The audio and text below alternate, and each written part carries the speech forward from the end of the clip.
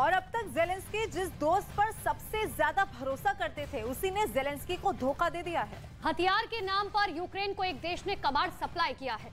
Ukraine की सेना को इस वक्त हथियारों की भारी जरूरत है, लेकिन उसे बदले में मिला है पुराना हथियार। वो हथियार जिसे देने वाले ने खुद उसे रिटायर कर दिया है।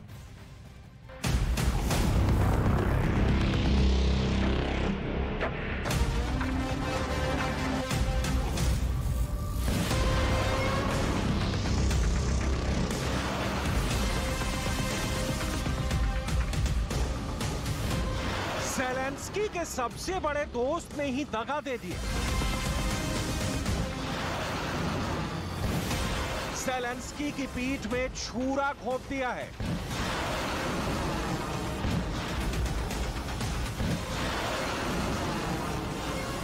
कहें तो दुश्मन ना करें, दोस्त ने वो काम किया है। इस दोस्त ने ज़ेलेंस्की का भरोसा तोड़ दिया है। उस यकीन को तोड़ दिया है जिसके सहारे ज़ेलेंस्की बलशाली पुतिन से पंगा ले रहे हैं। हथियार के नाम पर इस दोस्त ने ज़ेलेंस्की को कबाड़ सप्लाई किया है।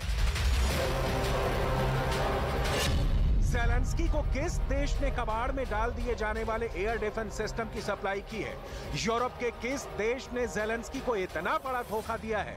यूरोप से आए एयर डिफेंस सिस्टम में क्या खामियां हैं? ये एयर डिफेंस सिस्टम कितना पुराना है? और सबसे बड़ा सवाल ये कि क्या ज़ेलेंस्की को कबाड़ हथियार में पहली बार मिले हैं? क्योंकि युद्ध में नाटो देशों की ओर से कई बार ऐसे हथियार यूक्रेन भेजे गए हैं जिन्हें खुद उन देशों ने तो रिटायर कर दिया है, लेकिन उसे यूक्रेन में युद्ध लड़ने के लिए भेज दिया।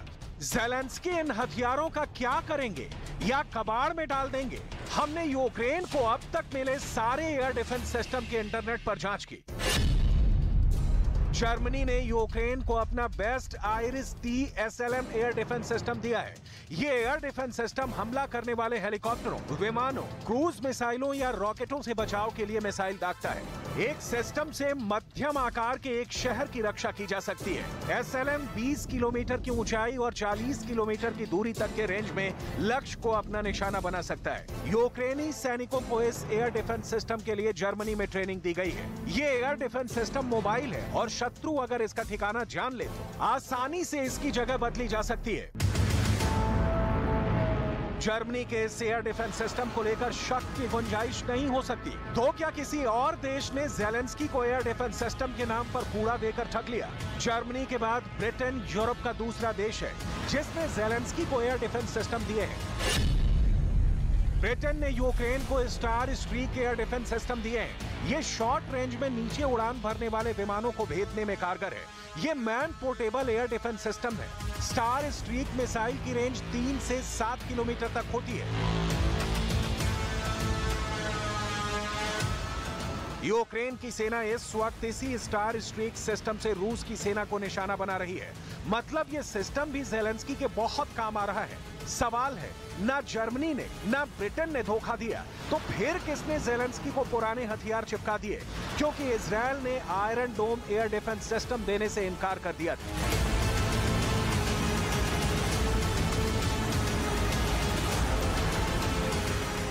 लिहाजा अब रुख करते हैं अमेरिका के दिए ज़ेलेंस्की के एयर डिफेंस सिस्टम की डिटेल पर। क्या ज़ेलेंस्की खुलकर नहीं बोल रहे, लेकिन असली धोखेबाज अमेरिका निकला है। उस वक्त जब पुतिन की बढ़ती पकड़ से बाहर निकलने के लिए ज़ेलेंस्की को सबसे बेहतरीन एयर डिफेंस सिस्टम की जरूरत है, क्योंकि अब रूस इंटरकॉन्टिनेंटल मिसाइलें तक मार रहा है। बर्डियांस्क, चर्नीव, खार्किव, ओदेसा, सुमी और राजधानी कीव यूक्रेन का जर्रा जर्रा दहशत में है। कब, कहां, कैसे रूसी मिसाइलों की मार जमीन पर मौत की चादर बिछा दे, नहीं कहा जा सकता।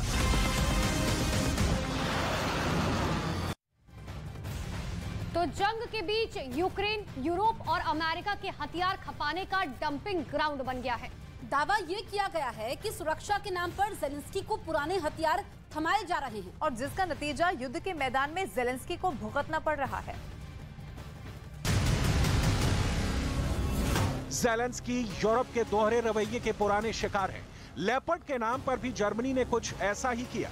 वादा लेपर्ड 2 का किया और यूक्रेन भेजा लेपर्ड 1, जिसे वो खुद रिटायर कर चुका है। यूक्रेन इस वक्त यूरोप और अमेरिका के हथियार खपाने का डंपिंग ग्राउंड बन गया है। यूरोपीय देश रूस से यूक्रेन की रक्षा के नाम पर ज़ेलेंस्की को पुराने हथियार थमा देते हैं, जिसका नतीजा युद्ध मैदान में ज़ेलेंस्की को भुगतना पड़ता है। और उस पर तुर्रा ये कि ज़ेलेंस्की इन हथियारों को लेने से मना भी नहीं कर सकते, क्योंकि डूबते को तिनके का सहारा भी काफी होता है। एक दूसरा सवाल ये कि क्या यूक्रेन में वो काबिलियत है कि वो यूरोप या अमेरिका के सबसे उन्नत एयर डिफेंस सिस्टम को ऑपरेट भी कर सके। उदाहरण ज़ेलेंस्की ने खुद दिया है। उनके पास अमेरिका से आ रहे पैट्रियट मिसाइल को तैनात करने की फिलहाल क्षमता नहीं है।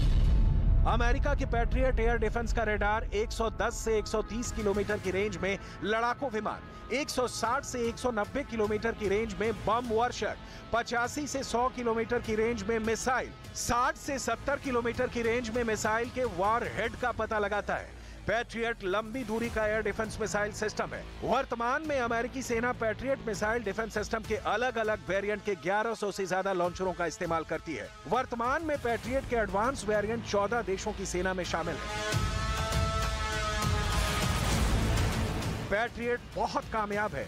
अमेरिका ने यूक्रेन को एक और एयर डिफेंस सिस्टम दिया है, जिसका नाम है NASAMS air defence system.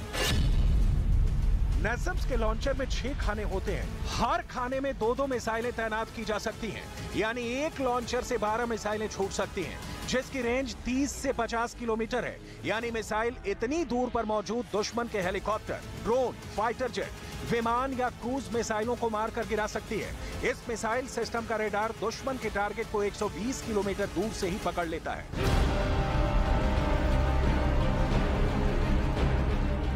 NASAMS की क्वालिटी और ग्राउंड रिपोर्ट को लेकर कभी सवाल नहीं उठे, और सच ये भी है कि अमेरिका और NATO युद्ध से हाथ पीछे खींच ले तो पुतिन के लिए 72 घंटे जीत के लिए काफी होंगे। हॉक एयर डिफेंस को 1960 में अमेरिकी सेना में शामिल किया गया था। Hawk interceptor missile Stinger missile system का अपग्रेड है। स्टिंगर छोटी दूरी का एयर डिफेंस सिस्टम है। पुराने हॉक सिस्टम को यूक्रेन को देने पर भी सवाल तब भी उठे। रूसी सेना यूक्रेन के शहरों पर हमला करने के लिए एडवांस मिसाइलों और ड्रोन का इस्तेमाल कर रही है। ऐसे में इस बात की संभावना बेहद कम है कि हॉक सिस्टम रूसी मिसाइलों को ट्रैक करने में बिल्कुल कामयाब नहीं है। और अब एयर डिफेंस सिस्टम के नाम पर ज़ेलेंस्की को एक और धोखा।